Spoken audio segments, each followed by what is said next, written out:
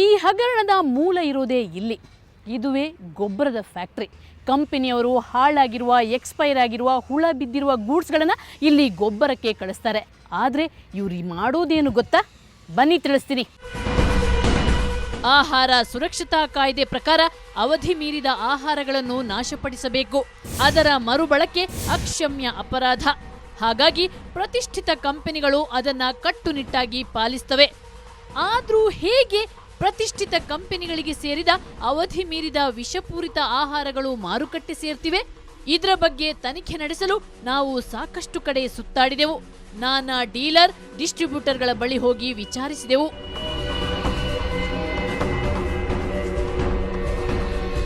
ಕೊನೆಗೊಬ್ರು ಸತ್ಯ ಬಾಯಿ ಬಿಟ್ರು.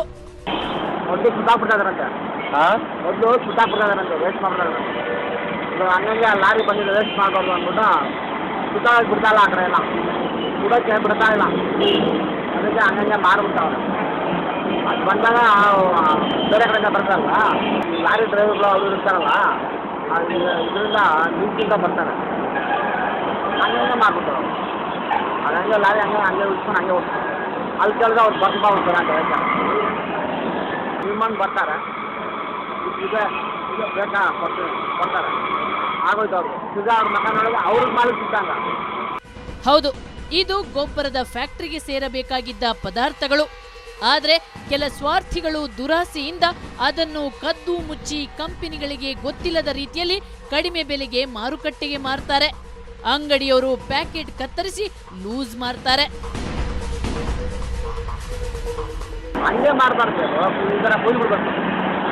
ಅಲ್ಲ, ಹಂಗೆ ಮಾರ್ಬೋದಲ್ಲ ಅಣ್ಣ. ಹಂಗೆ ಮಾಡೋದು ತಗೊಂಡಿರ ಅವನೇ ಕೆಲಸ ಮಾರ್ಕೊಂಡು ಅವ್ನು ಬಿಡ್ತಾನ. ನಮಗೆ ಗೊಬ್ಬರ ಫ್ಯಾಕ್ಟರಿಯ ಗೋಲ್ಮಾಲ್. ಇಲ್ಲಿ ಗೊಬ್ಬರ ಫ್ಯಾಕ್ಟರಿಯವರ ಪಾತ್ರವೂ ಇರುತ್ತೆ ಅನ್ನೋ ಮಾಹಿತಿ ಗೊತ್ತಾಯಿತು. ಅದರ ಜಾಡು ಹಿಡಿದು ನಾವು ಮಾಗಡಿ ರೋಡಿನತ್ತ ತೆರಳಿದೆವು. ಇದುವೇ ಗೊಬ್ಬರದ ಫ್ಯಾಕ್ಟರಿ. ಇಲ್ಲಿ ನಾವು ಬೇರೆ ಬೇರೆ ಕಂಪನಿಗಳ ಹಾಳಾದ ಆಹಾರ ಪ್ಯಾಕೆಟ್ಗಳನ್ನು ತುಂಬಿಸಿರೋ ಗೋಣಿ ಚೀಲಗಳನ್ನ ನೋಡಿದೆವು. ಆದರೆ ತಮಾಷೆ ನೋಡಿ, ಕೆಲ ಪ್ಯಾಕೆಟ್ಗಳ ಒಳಗೆ ಆಹಾರ ಪದಾರ್ಥವೇ ಮಾಯವಾಗಿ ಹೋಗಿದೆ.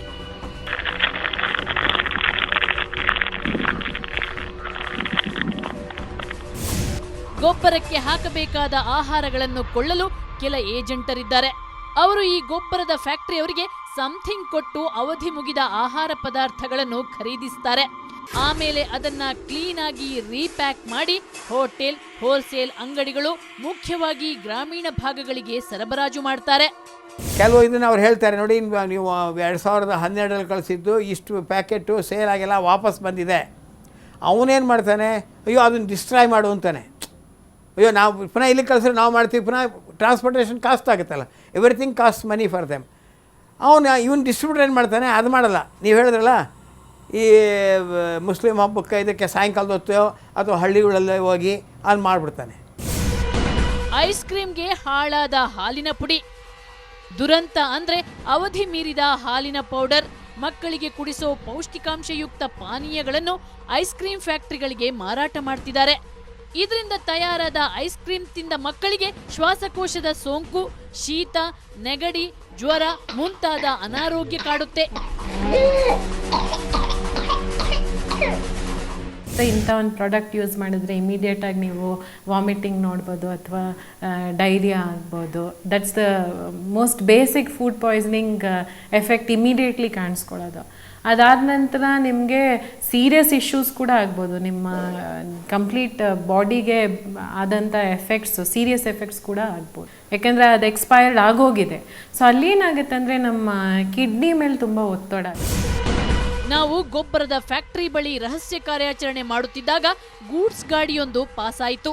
ಅದರಲ್ಲೂ ಇದೇ ರೀತಿಯ ಮಾಲು ಇದೆ ಅನ್ನೋ ಮಾಹಿತಿ ಸಿಕ್ತು. ಅದರ ಬೆನ್ನತ್ತಿದೆವು.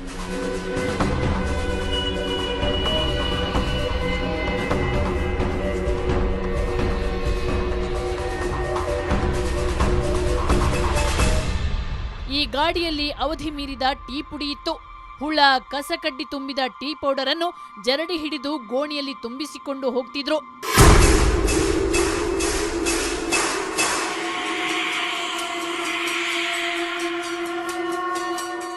ನಾವು ಫಾಲೋ ಮಾಡುತ್ತಾ ಕೆಆರ್ ಮಾರುಕಟ್ಟೆಯ ಗಲ್ಲಿಯೊಳಗೆ ನುಗ್ಗಿದೆವು.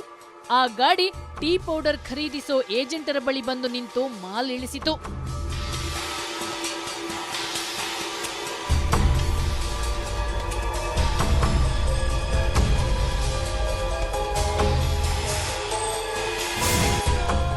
ವಿಷ ಹಾಕಿ ಲಾಭ ಗಳಿಸ್ತಾರೆ.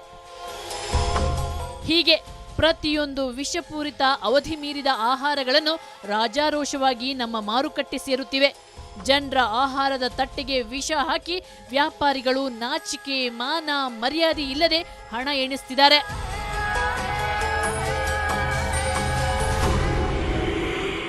ಈ ವ್ಯಾಪಾರಿಗಳು ದೌರ್ಜನ್ಯ ಮಾಡ್ತಾ ಇದ್ದಾರೆ, ಒಂದು ರೀತಿಯ ದೌರ್ಜನ್ಯ ಇದು.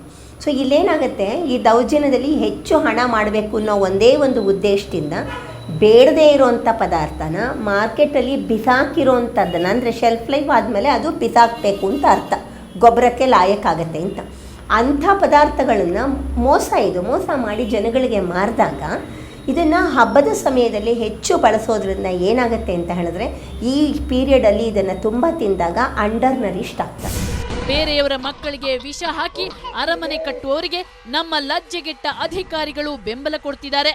ಇದು ನಮ್ಮ ರಾಜ್ಯದ ದೊಡ್ಡ ದುರಂತ. ನೋಡಿದ್ರಲ್ಲ ಇವರು ಹೇಗೆಲ್ಲ ನಮಗೆ ವಿಷ ಉಣಿಸ್ತಿದ್ದಾರೆ ಅಂತ. ಈ ಬಗ್ಗೆ ನಾವು ಸಾಕಷ್ಟು ವರದಿನ ಪ್ರಕಟಿಸಿದ್ರೂ ಕೂಡ ನಮ್ಮ ಸರ್ಕಾರದ ಆರೋಗ್ಯ ಇಲಾಖೆ ಅಧಿಕಾರಿಗಳು ಯಾವ ಕ್ರಮನೂ ಕೈಗೊಳ್ತಿಲ್ಲ. ಬದಲಾಗಿ ಇವರಿಂದಲೇ ಲಂಚ ತಿಂದು ಕೊಬ್ಬಿ ಇವರಿಗೆ ಮತ್ತಷ್ಟು ಪ್ರೋತ್ಸಾಹ ಮಾಡ್ತಿದ್ದಾರೆ, ಇನ್ನಷ್ಟು ಜನರಿಗೆ ವಿಷಾಹಾರ ಉಣಿಸ್ತಿದ್ದಾರೆ.